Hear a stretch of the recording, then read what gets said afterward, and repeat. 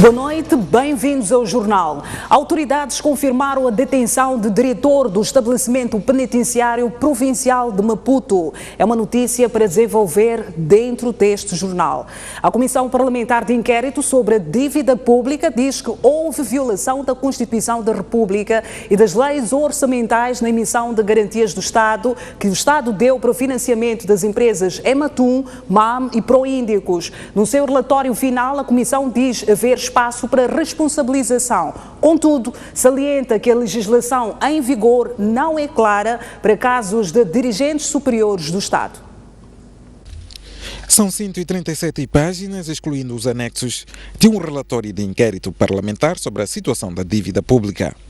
No geral, o relatório confirma a existência de ilegalidades e violações por parte do executivo de Armando Guebuza, deixando em aberto a possibilidade de se apurarem responsabilidades. A Comissão considera que o processo de prestação de garantias pelo Estado, na parte excedente sem autorização, constitui violação da Constituição e das leis orçamentais.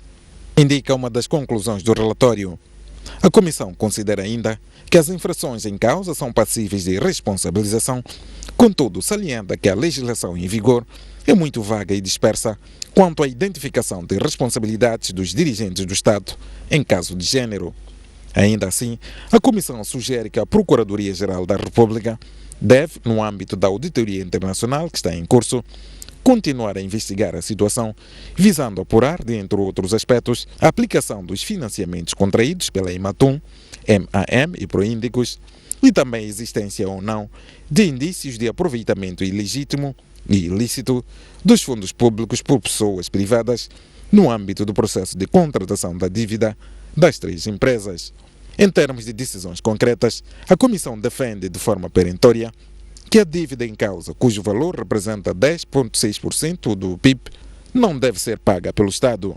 O Governo deverá adotar medidas concretas para a rentabilização das três empresas, mantendo-se a posição de que as dívidas devem ser pagas pelas empresas, não cabendo nenhum ônus ao erário público, salienta o relatório.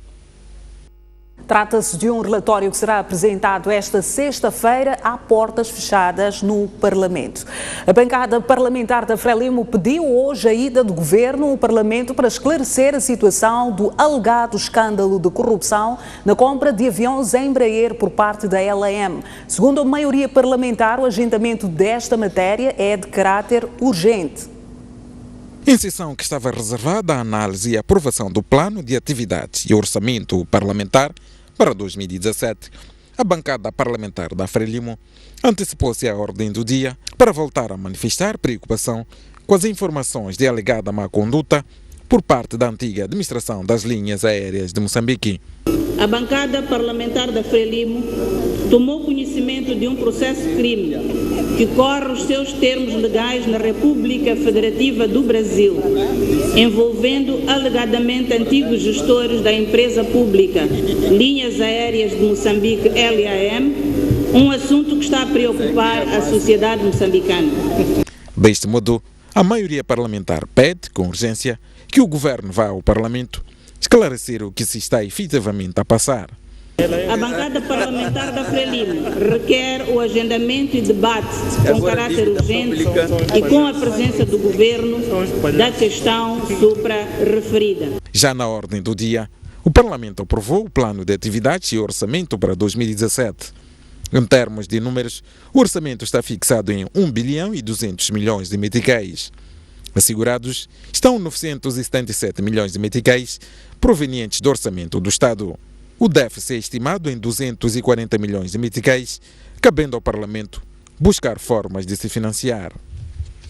A Procuradoria Provincial de Maputo e o Comando-Geral da Polícia confirmaram hoje a detenção do diretor do estabelecimento penitenciário provincial de Maputo e outros funcionários séniores daquela cadeia. Os detidos são acusados de facilitar a fuga de suspeito de assassinar o procurador Marcelino Vilanculos.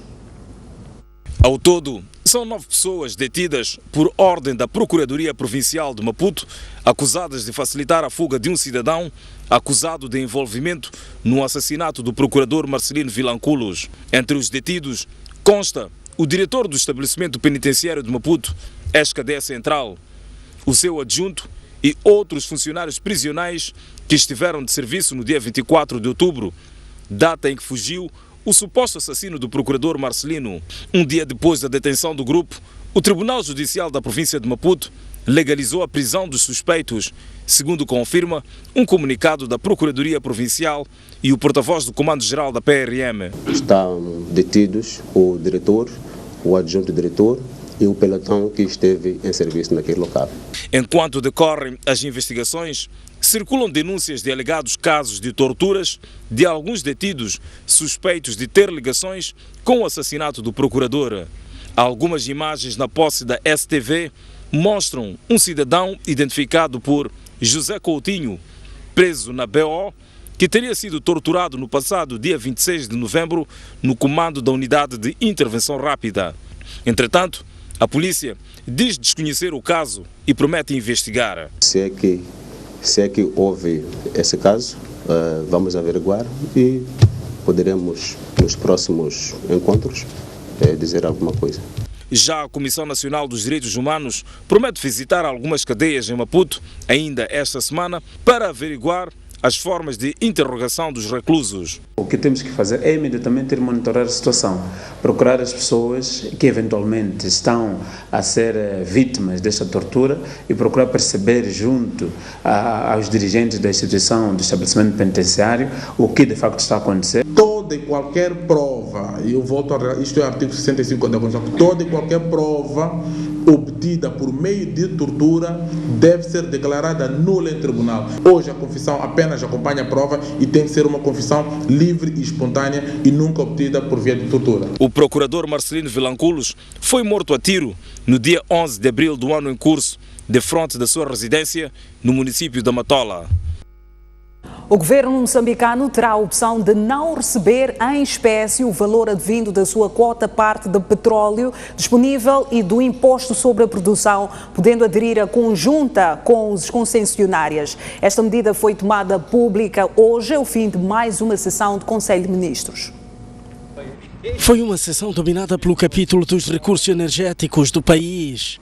O Conselho de Ministros apreciou e aprovou os termos de venda conjunta do gás liquefeito do projeto inicial entre as partes, que constitui a concessionária da Área 1 do Bloco do Rovuma. Esta medida visa captar maiores volumes e, consequentemente, melhores preços no mercado.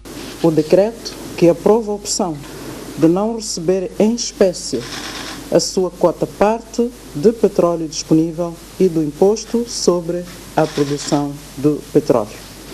O objetivo é de tornar viável o projeto de Golfinho Atum, em que o Governo optou, nos termos da Lei nº 27/2014, de 23 de setembro, que atualiza o regime específico de tributação das operações petrolíferas, em não receber o gás do imposto sobre a produção de petróleo em espécie e dedicá-lo à venda conjunta com as concessionárias.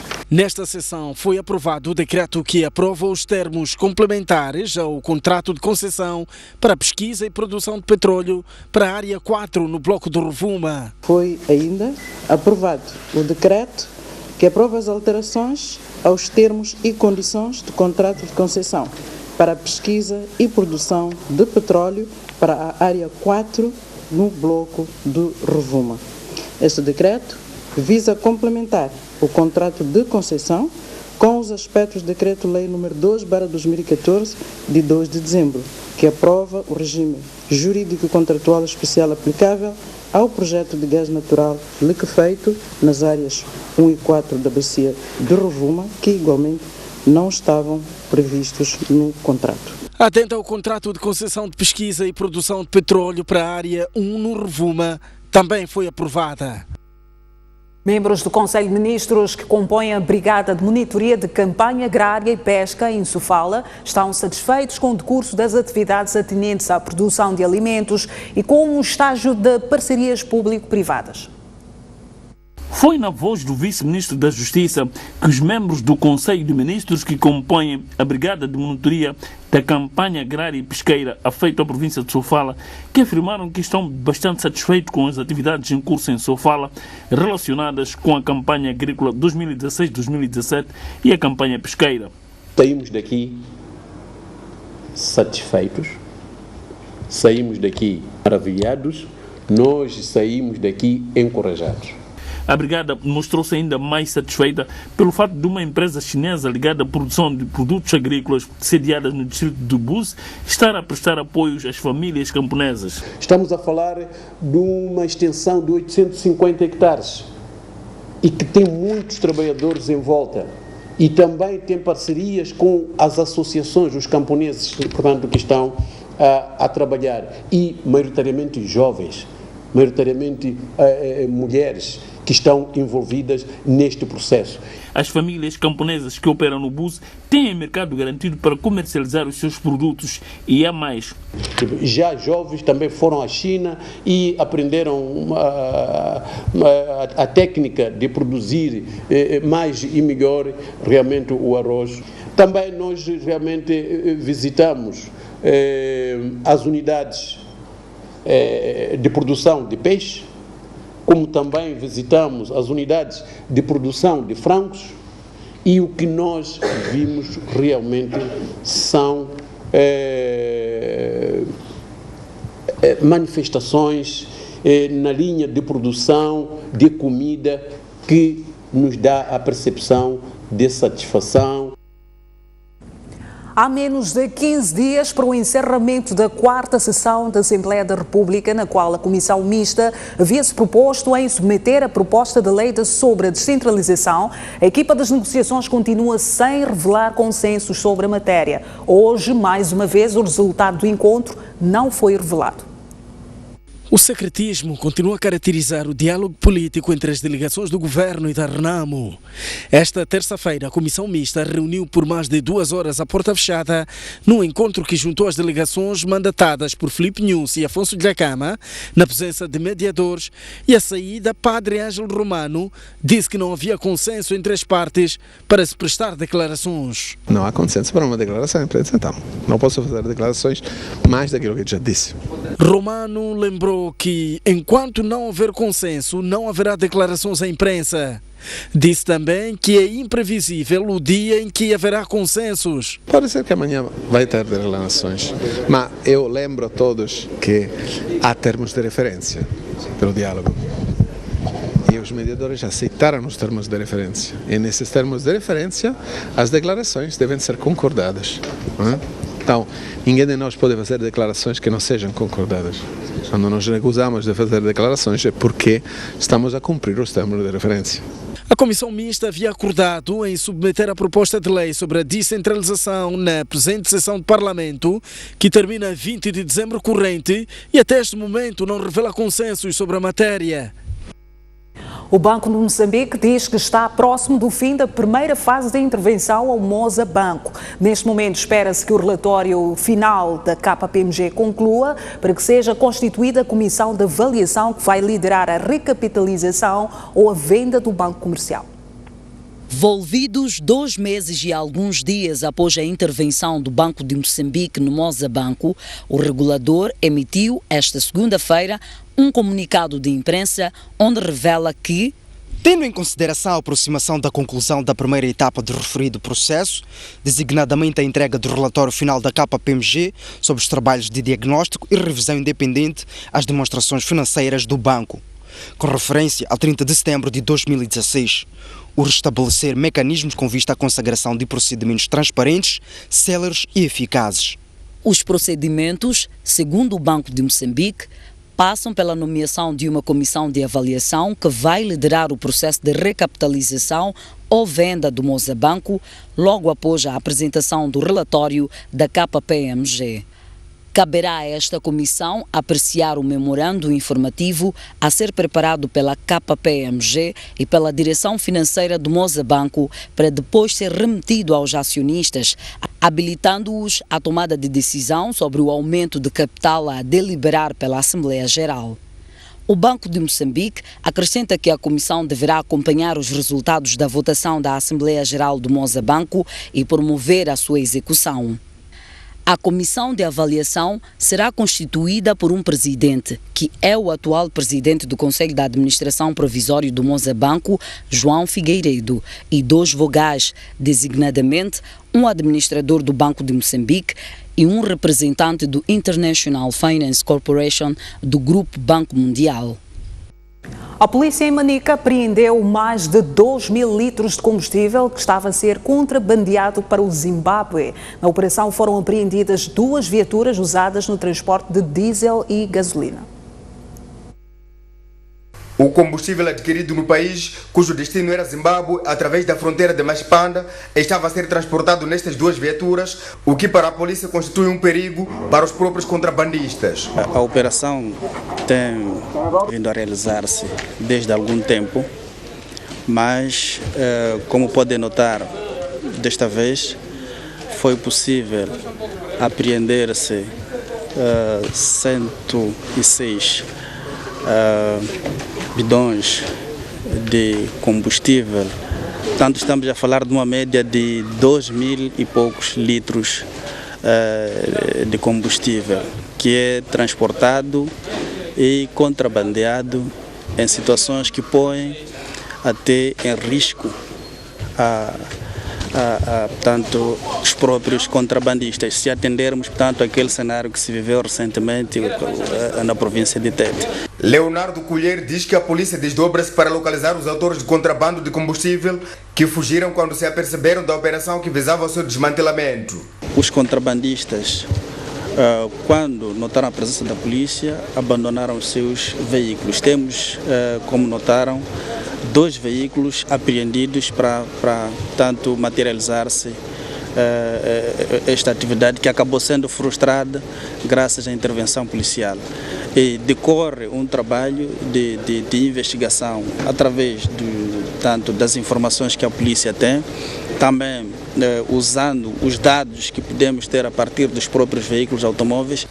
Além de combustível, a polícia apreendeu diversas quantidades de fardos de roupa usada, cimento e refrescos que estavam a caminho de Zimbábue num esquema ilegal.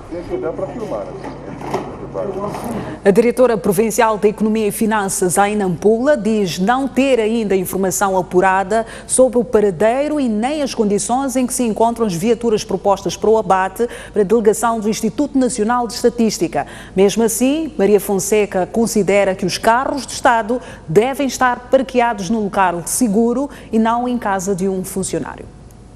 A diretora provincial de Economia e Finanças de Nampula disse não ter informação apurada sobre o que teria acontecido.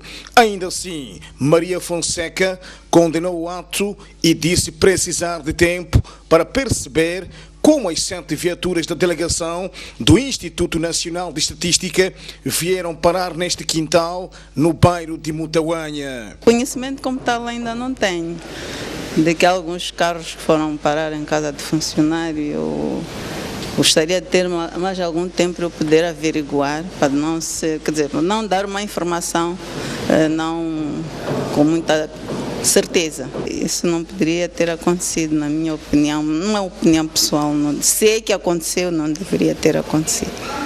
O bem do Estado tem que ficar num sítio mais seguro e não pode ficar em casa de funcionário. Maria Fonseca mostrou-se consciente dos desafios que se colocam no setor para o qual acaba de ser indicada nesta província. Continuar com a descentralização da gestão financeira. Tem aspectos muito sensíveis, que é o fato do cumprimento dos prazos no pagamento de salários aos funcionários. Esse é um aspecto que mexe com o tecido humano, então achamos que esse é um aspecto que deve ser, não diria aprimorado como tal, mas é um aspecto que nós temos que dar maior atenção. Antes de Nampula, Maria Fonseca trabalhou na província de Tete, onde também exerceu as funções de diretora provincial das finanças. Veja no próximo bloco, Jorge Ferrão assume hoje a pasta de reitor da Universidade Pedagógica. Conheça a seguir os seus principais desafios no próximo bloco. Até já.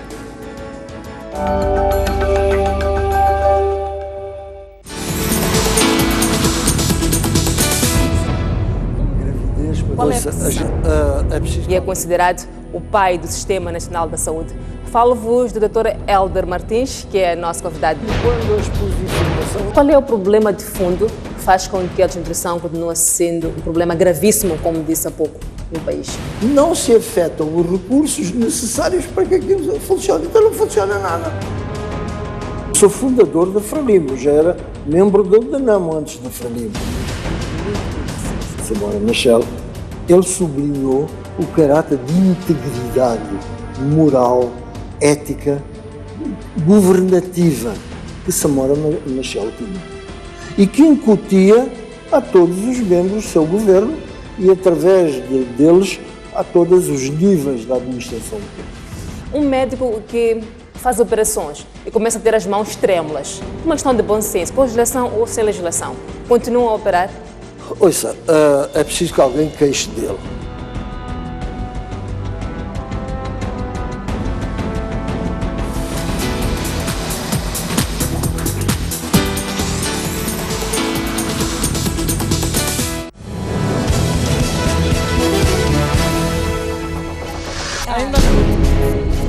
À quarta-feira, às 23 horas, Boaventura Mucipo junta-se a 3 grandes mulheres da sociedade. Gera-se tudo, caça-se tudo, para. Visão por revisão. Para colher a visão, a voz e análise. E como é que interpreta este sinal? Sob perspectiva feminina de diversos assuntos na ordem do dia. O que a Renam está a fazer é uma afronta ao Estado. É preciso cantar muito alto, bem. E que esse bem seja real. A arma e a guerra não são a forma de resolver os nossos problemas como cidadãos. Estão-se a manchar, vocês. Não há ninguém que vai tapar o sol. Os processos são dinâmicos das revoluções. Todo mundo está amarrado em algum lugar e acha que é ali onde tem que comer. Os políticos têm uma responsabilidade bastante grande. Estamos a tocar batuques. Ninguém está ouvindo. Ninguém está ouvindo. É preciso que venha para eles poderem explicar. Despolitizar excessivamente o órgão eleitoral, o que quer dizer? Opinião no feminino.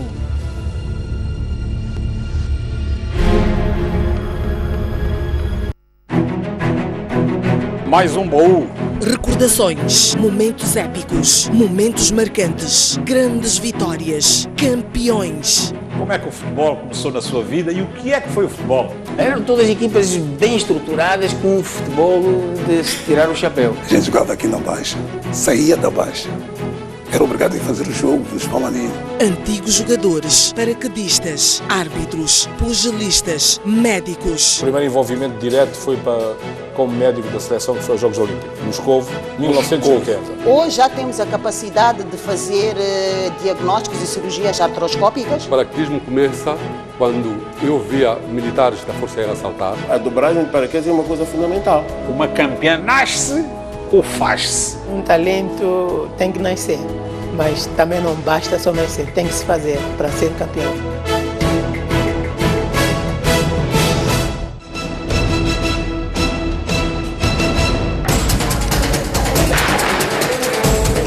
Eles foram eleitos e falam pelo povo. Trata-se de um instrumento importante. Reprovamos o orçamento retificativo. São efeitos e não causas. O que eles discutem e as decisões que tomam. A Renamo acha por bem que o governo vá à Assembleia da República. É importante que tiremos lições desta tragédia. Nós, a Frelimo, estamos preocupados com este assunto. Temos nosso dinheiro lá. Os motivos e os objetivos. Acompanhe. O parecer não chegou aos deputados. Eu acho que o MDM deveria ser razoável. Ou a justiça seja posta. Todas as semanas, aqui, no Bancadas Parlamentares.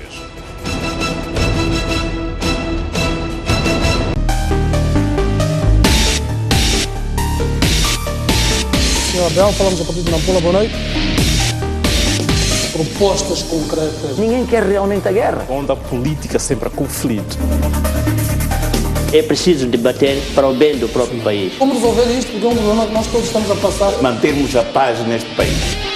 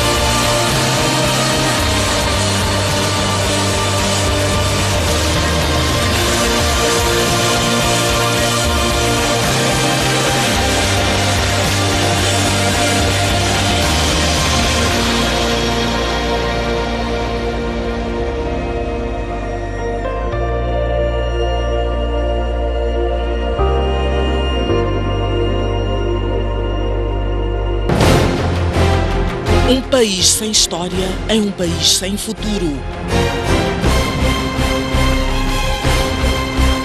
Um mundo sem referências é um mundo sem norte. Um país sem cultura é um país sem identidade. Um país sem ídolos é um país sem referências.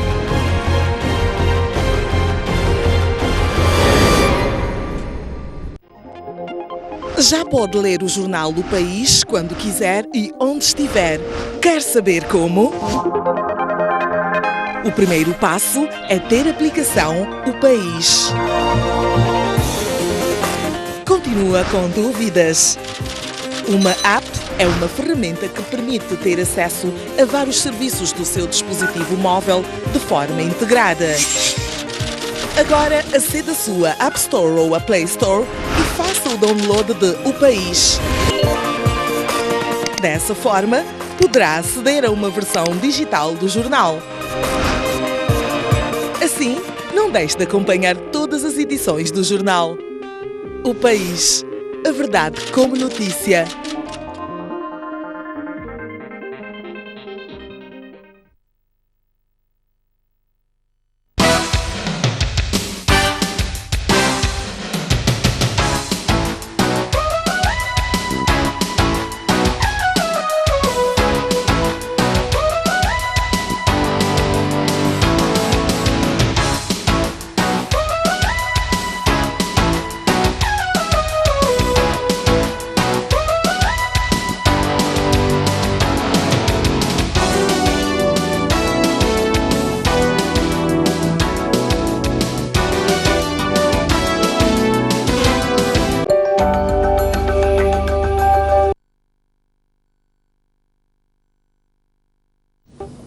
De volta às notícias no Jornal da Noite, Jorge Ferrão assumiu hoje a pasta de reitor da Universidade Pedagógica. Entre os principais desafios do sucessor de Rogério Tui estão a massificação do ensino superior no país e a elevação da instituição de ensino de referência a nível de continente.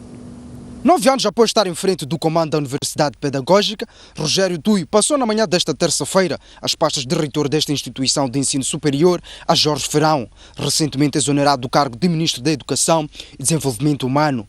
A cerimónia contou com a presença de académicos, docentes e corpo diretivo. Para o novo reitor da UP, os desafios passam pela massificação do ensino superior no país e tornar a instituição uma referência ao nível do continente africano. Precisaremos de dar o novo alento e o novo espaço à nossa universidade. Qualquer instituição que esteja ao nível da nossa universidade, da Universidade Pedagógica, precisa de se ajustar às dinâmicas dos tempos e dos contextos, para que se mantenha como universidade estruturante e ajustada às necessidades atuais. Por sua vez, o reitor cessante, responsável pela realização de reformas organizativas e curriculares, diz que sai com o sentimento de missão cumprida. Portanto, o trabalho ainda é intenso. Nós, como Universidade Pedagógica, fizemos a nossa parte. Nós aumentamos o acesso para milhares e milhares de moçambicanos que estão em todo o país, literalmente. A maior universidade vocacionada na formação de professores está implantada em todo o país e gradua anualmente cerca de 8.000 estudantes. O Centro de Formação Profissional Metalomecânica graduou 17 profissionais na área de automação e manutenção de máquinas industriais de alta tecnologia. Espera-se que estes quadros estejam à altura de projetos industriais que ocorrem em Moçambique e que por vários anos não encontraram competências similares no país. A formação em automação e manutenção de máquinas é considerado um curso de prestígio em qualquer parte do mundo, dada a possibilidade de atribuir competências para operar máquinas industriais de diversos tipos e utilidades. O Centro de Formação Profissional Metalomecânica de Maputo graduou 17 jovens nessa área, preparando-os para operar máquinas de qualquer indústria e responder aos desafios do déficit de quadros nacionais no setor. Vale a pena mesmo porque não é só na academia, mas sim eu saber fazer. Sou capaz também de atuar em áreas como pneumática, hidráulica, entre outras. Exemplo, a Mozart é um sítio onde eu posso conseguir um trabalho. Em Portugal, por exemplo, o curso com a duração de 1 ano custa até 10.000 euros, o equivalente a 790 mil meticais. Já em Moçambique, país ainda na rota do desenvolvimento industrial, está avaliado em 24 mil meticais. Aqui tem que se desenvolver, principalmente a indústria, apostar na qualificação dos jovens para poder ter uma maior produtividade e uma maior qualidade no seu produto. No quadro da formação profissional, Moçambique conta com o apoio de países mais avançados no ramo tecnológico, entre eles a Alemanha e Portugal. Na linha do que são as prioridades estratégicas do governo de Moçambique, temos já há alguns anos, e no caso deste centro, desde há 16 anos, dado uma contribuição no sentido de contribuir para a formação. Com a formação concluída, o grande desafio que os recém-graduados têm de enfrentar é a identificação de oportunidades para trabalhar em unidades industriais que operam no país. Espero ser colocada. A conclusão dos projetos de reabilitação das centrais hídricas de Chicamba e Mavuse já não vão ocorrer este ano. Tal como havia sido previsto, houve uma avaria registada nas turbinas de um dos transformadores da subestação de Chibata durante a testagem. As obras de reabilitação das centrais elétricas de Mavuse e Chicamba, localizadas na província central de Manica, iniciaram em finais de 2013 e estava previsto que terminassem em finais deste ano. Avaliadas em cerca de 120 milhões de dólares norte-americanos, as obras visavam essencialmente a reabilitação de 7 grupos geradores, 5 comportas, turbinas e modernização dos sistemas de controle. Há cerca de um mês, durante a testagem dos novos aparelhos já montados, foi registrada uma avaria numa das turbinas, fato que ditou a montagem de novos equipamentos e assim a conclusão das obras passaram para finais de janeiro de 2017. Nós agora estamos já a entrar na etapa conclusiva, né? Portanto, a reabilitação dos grupos. Já há grupos que foram entregues e há outros que vão ser entregues este ano. E eventualmente no início do próximo ano.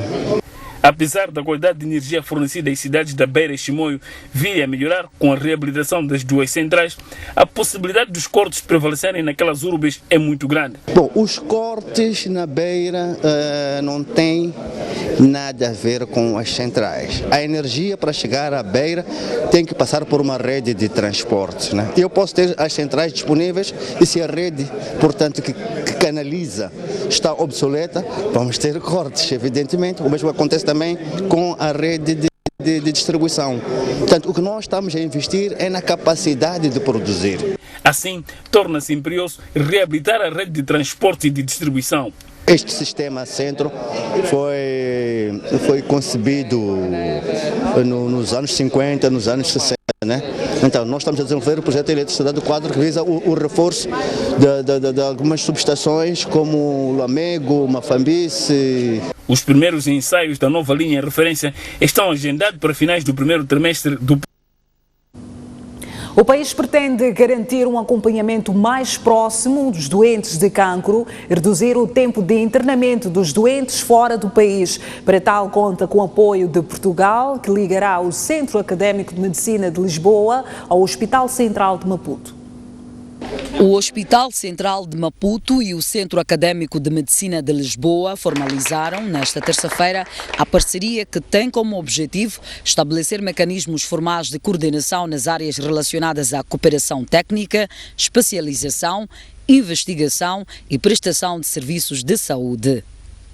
O acompanhamento mais aproximado aos doentes de cancro será uma das áreas de atuação, sendo que o objetivo é reduzir o tempo de internamento dos doentes fora do país. Fazermos as evacuações no momento certo e, sobretudo, pelo menor tempo possível, para que o doente esteja o menor tempo possível longe da sua família e do seu país e regresse assim que estiver em condições, regresse à sua vida normal, e esse é um objetivo, penso, que devemos seguir todos os dias. Para o diretor do Hospital Central, a parceria contempla também cooperação na área de neurocirurgia em crianças. Nós estamos a falar de imunoterapia, que é imunohematoterapia, que é uma das áreas que nós gostaríamos de muito rapidamente desenvolver e fazer crescer, mas também a neurocirurgia pediátrica, que também temos a obrigação de fazer crescer. A parceria prevê, inclusive, trabalho conjunto na inovação e reorganização dos serviços que visam responder às necessidades de saúde dos moçambicanos. E para ver no próximo bloco, o internacional português Cristiano Ronaldo já é dado como vencedor da Bola de Ouro 2016. É um assunto para desenvolver no próximo bloco, mas antes passamos em comunicado do Instituto Nacional de Meteorologia sobre vaga de calor em Maputo.